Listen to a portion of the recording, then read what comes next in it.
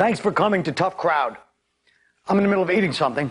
I've got some comedians here who are going to say what they really think, not realizing that what they're really doing is committing career suicide. Because when I was growing up in my neighborhood, jobs and schools, and all were racially mixed. We insulted each other based on stereotypes. Irish were drunks, Italians were dumb, blacks were criminals, and the Puerto Ricans had 3 kids by the time they were 12. Now, was that stereotyping or objective journalism? That's what we're going to find out tonight.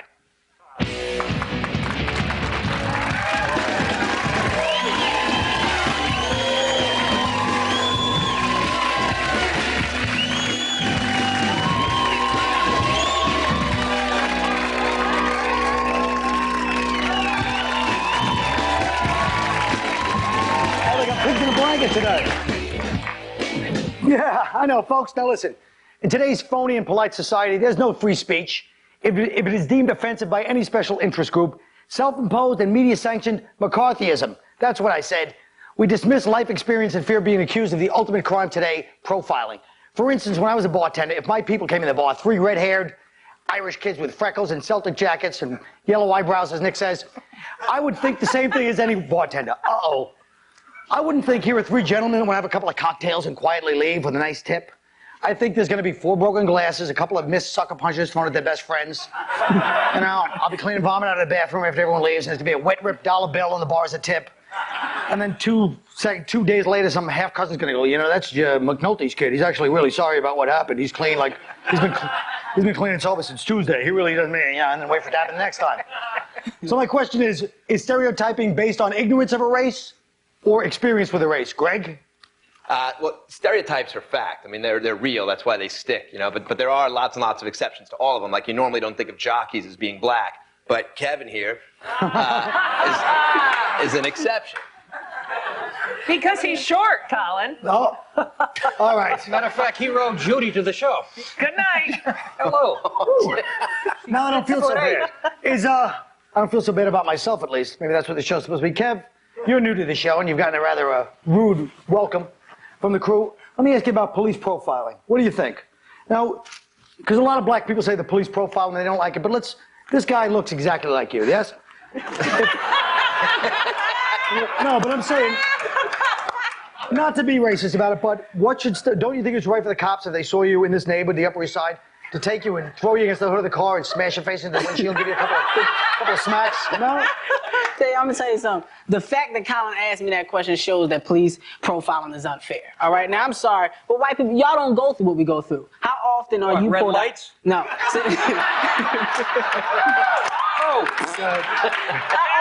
How often are y'all pulled out your car for nothing, for driving with one hand and immediately beat? No, you're not. You're in the comfort of your own cars. You're driving and you do what you normally do. You look at us and put a thumbs up to the cops because that's what you want to see. You know what? I'm so tired of hearing. Black guys always talk about the disadvantages of being black all the time. What about the advantages, Kevin? If you were white, you wouldn't be nearly as adorable. And you know that's true. This guy's gonna be a big star. You know, if you're a 4-foot-tall white guy, you'd have no options in show business. I mean, really, you'd be like a little elf, little Santa's helper during Christmas time. That would be it. But I would be happy. I wouldn't complain. That's the bottom line. Now the thing is, black people, we go through a lot. All right. Now I'm sorry, with the cop thing, you can't tell me, Greg. How many times have you been driving and pulled over and questioned about your papers in your car? Is your insurance straight? But like you said, you drive with one hand. Well, no white people drive like that except the Italians. Nick doesn't drive. I'm asking Greg. Greg, wait a minute. How many times have I been? How many times have you been pulled over, Greg? I don't drive because your cousin stole my car. What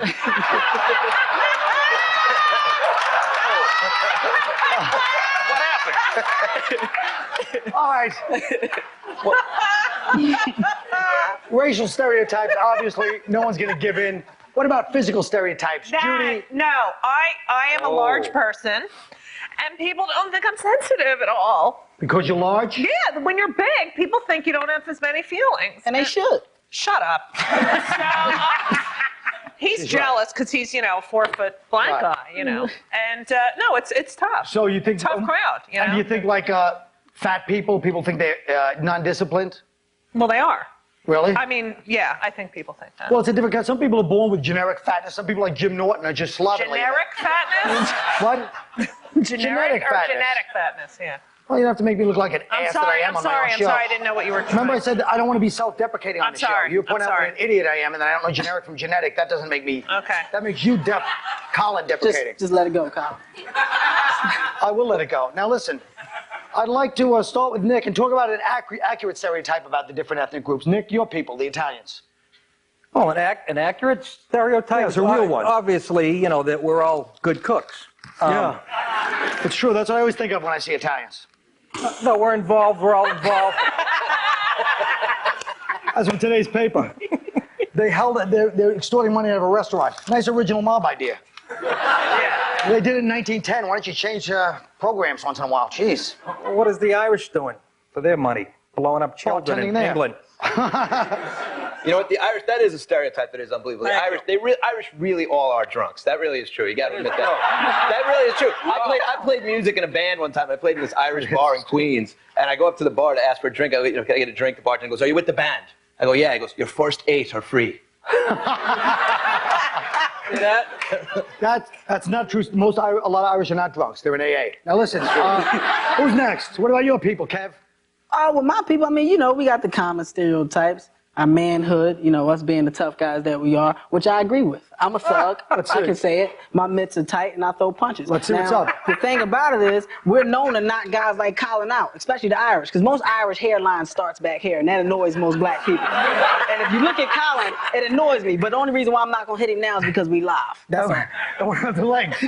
The leg, well, Colin's legs are awful. You can see it. That's from drinking. His knees have stopped growing. If you look at him close, he looks like Bambi. He stands up and shakes. Judy, give us a stereotype. I don't think there are any stereotypes. You know, I'm sick of you people. Stick around. Next, we're going to talk about homosexuality. Dun-dun, we should have music. And how I used to work at a bowling alley and smell people's shoes. They're not related, those two, but they're facts. Both of them are facts of life, right? There we go.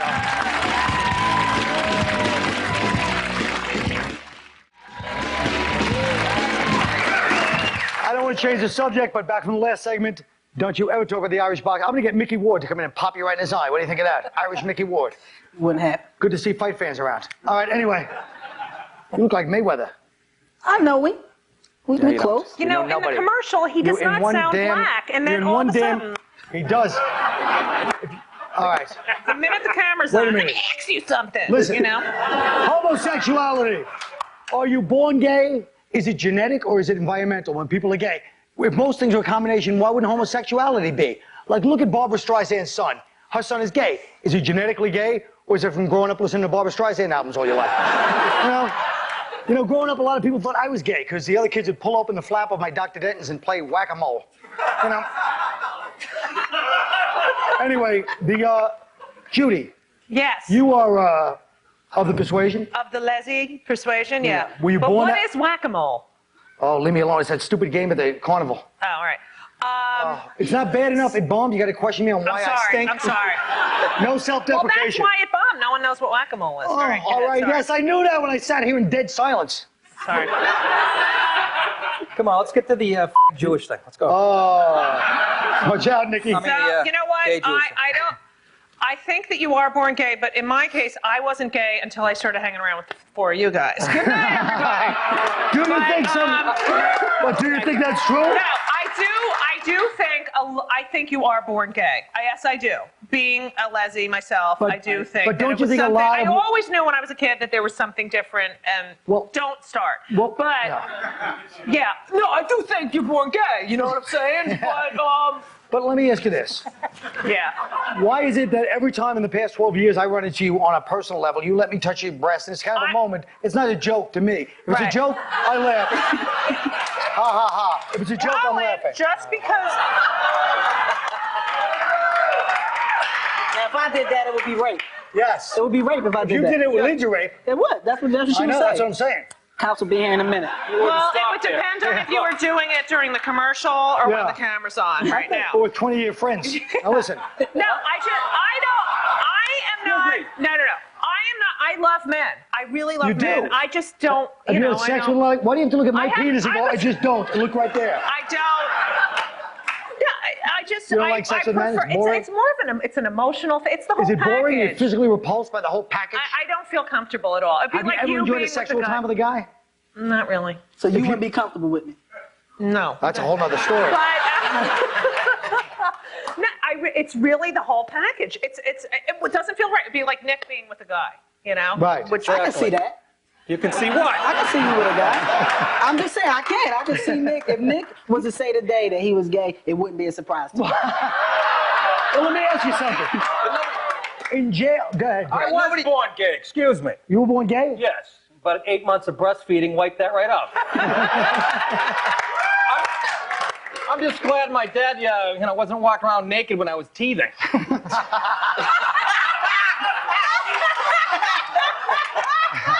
Then me and Kevin might be dating.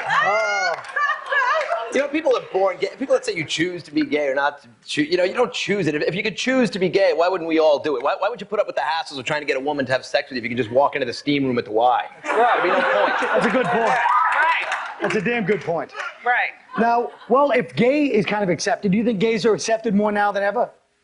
Not this show, but I'm saying in general, in society. More, yeah. In polite Well, I think it's more in people's. Do you I think mean, there's still people a need- know gay people now. People used to hide it all the time. Yeah. Now I think that it's out in the open. It really is disgusting, isn't it? Do you think that? What, you like two women together? Guys love looking at the two women That's together. true. That is true. Absolutely. But What is that? What is that? That's cocaine and vodka. Well, they smell nice. It looks Yeah. beautiful. Well, I wouldn't go that It's almost far. getting boring now, the two girls together. Though. You see it It so is much. It's kinda like it's become so ordinary. It used to be exciting. Now you watch those Girls Gone Wild tapes. It's like a video camera turns women gay all of a sudden. Right. It doesn't bore me. I'm not bored by it. Either, man. Let's talk about gay parents. Judy's All right. got kids. Gay parents. Yeah. Nice, Greg. Good transition. Well, what are you gonna? Let's talk about gay. Oh. Now, I have my partner had one child. I adopted Your him. partner? Okay. My What are you, a partner. What am lawyer? I going to call her? Your My girl. lover. It's not like we ever Well- have sex anymore. No, here's the thing. Yeah, because we're just like a married couple. I hate saying partner too. I know. I Sounds think like it's you're in a law I firm. know. Come on. But- Sounds like we own a mailbox, etc. or something. I hate it. It's annoying. But among lesbians, let me ask you one question, which always is, Yeah. because lesbians are attractive to guys. Why the Right. mullet? What was that about? Why the what? Why do they still have the rat tail in the get mo- that. in the lesbian I want to. community? What if I had like a lesbian fashion magazine? Yeah, with Do all the makeup rat tails. tips. Yeah. Oh, that's not a bad idea. Yeah. Yeah. I don't flannel mind like shirts. two gay women adopting a kid, but I hate when they do the artificial insemination. That's what I did. I don't give a crap. I'm going to tell her. They can't Why? stay. They want nothing to do with men your whole life. I didn't Let me say- finish here, killer. And then you get the urge to have a kid, you end up knocking on my door with a turkey baster and a Dixie cup. I mean, come on. I really don't think any lesbian would pick your sperm to have the Oh, child. I do. Okay? Guys are clapping. Again! Sorry. Again! I apologize. If you want to say a curse on this network, Yes. you have to be like a cartoon or a talking turd. Then it's Oh, okay. that's right. Let me ask you something, folks. What about gay parenting? I mean, I was raised in a neighborhood where my friend had lesbian parents, and you haven't Really? heard green eggs and ham red till it's like two women in a Williamsburg loft. Right. We have to take a break, and we hope you don't find the power to turn off the TV and turn into the person God intended you to be. We hope you sit there like a zombie, please.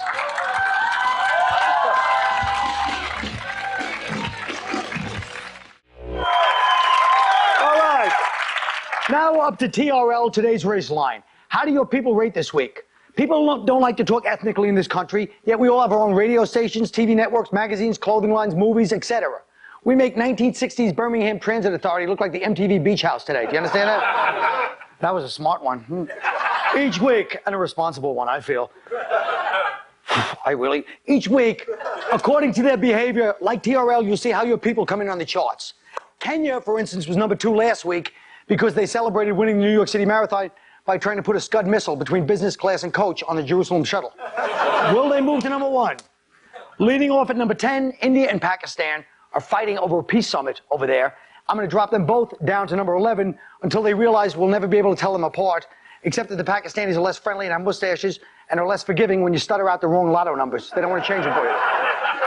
At number 9, you have the Israelis. They pushed it this week, the Israelis, with their outrage over the Palestinian terrorist release coming to us again. Don't come to us with every little incident. You know we're there for the big one when you need us, all right? And I don't like your phony attitude, so helpless. Yeah, you're so helpless that every time I come out of 47th Street photo in a daze with my pants around my ankles, holding $180 worth of camcorder lenses that I didn't need, you weren't so helpless when I was in there. All right. Inching up at number 8 are the Mexicans. They got bumped up this week because that Vicente Fox speech and because I was woken up at 3 a.m. by 5 guys in a muscle car that were leaning on the horn after the Vargas fight. At number 7, you got North Korea trying to be tough this year with their bad self. They're busting Scud missiles over to Yemen in a cement boat. They were number 1, but the lady at my deli got them off the hit list when she broke a 50 for me at 2 o'clock in the morning for a scooter pie. Speaking of cement, your people, Nick, were a little aggravating this week. A surprise at number 6 is Italy for letting Cardinal Law hide in the Vatican over there like Michael Corleone after he shot McCluskey. But they did okay because the Sopranos defied network convention by not tying up all the loose ends this week, just like in real life. At number 5, new on the charts, are the Malaysians for criticizing us for supporting Australia. Hey, we have to support those dumb alcoholics. They fought for us in World War II, and they didn't have to be in it.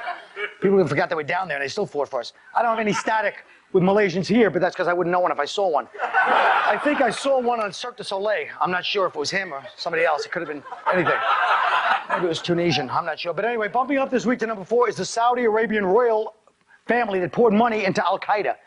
What happened to the good old Saudi Arabian royalty? The 26-year-old prince you could trust to leave his money in America, you know, going into coke convulsions on a bathroom floor at Mohegan Sun, you know, while Tommy James and one of the Shondells hold a bag of ice under his testicles to revive him. That was what it was all about back then. Sliding in at number 3, the Chinese have been pushing my buttons lately with their next in line for the big promotion attitude. You really feel like you're on a roll with all you billion people, don't you, China? Let me tell you something. I've been there. I was number 2 in line at remote control. I got knocked back a couple of pegs. Life takes some funny turns. Like Paulie Walnut says, no one knows what the future holds, my friend. At number 2, Miss World. Nigeria, Miss World riots brought them down, but I'm not going to get mad at Senegal or the rest of West Africa because Christmas is coming. I got a lot of fake Rolexes to buy for my friends. So, if you're listening, Twibo, I'll be on the corner of 48th and Broadway in front of Sam Ash. Let's make a deal. And still at number 1, Iraq, you have really done it. You've hung on to the top spot for 47 weeks. You guys are like a regular Avril Lavigne, aren't you? As soon as we get through that 12,000-page document, you're going to get it, man. Join us next time. We could see new releases from Yemen, that little small country that's getting awfully cocky, considering they're the Staten Island of Saudi Arabia. I have jokes I could do, but it's not about me. It's not an ego thing to show. Here's the question. If you could change your race for a day, what would it be? Question, Greg. I would like to be Native American so I could enjoy the myth of moral superiority. When in reality, my people enslaved and murdered each other and killed way more buffaloes than they needed, just like every other race, because collectively people all suck. And also because if I was Native American, at least I could feel like my 12 grand in gambling losses were going to my own tribe. Judy? I would like to be Asian for a day so that I can be the only 6'3" Asian woman in the world. I could reach the detergent on the top shelf at my Chinese laundromat. I would be the first Asian woman who was fired from her massage job for walking on a client and breaking his back. And I could open the first Chinese restaurant serving chopped Jewy! Chopped Jewy! Yes! Jewy! I like that. Kev? I want to change my race. I'm a proud black man, goddammit. And plus, white women love me, so I'm happy where I'm at right now. Oh, Nick. I think I see the problem with this country. All right, look. I want to be black for a day so I can find out where those meetings are and what they're saying about us. I want to be black for a day so I can live on cherry soda and cheese doodles and still have under 3% body fat. I want to be black for a day so I don't have to hear my black friends say, you don't know what it's like to be black, man. Okay, I think we're taking some big steps here, all of them backwards. Hakuna Matata, we'll see you tomorrow.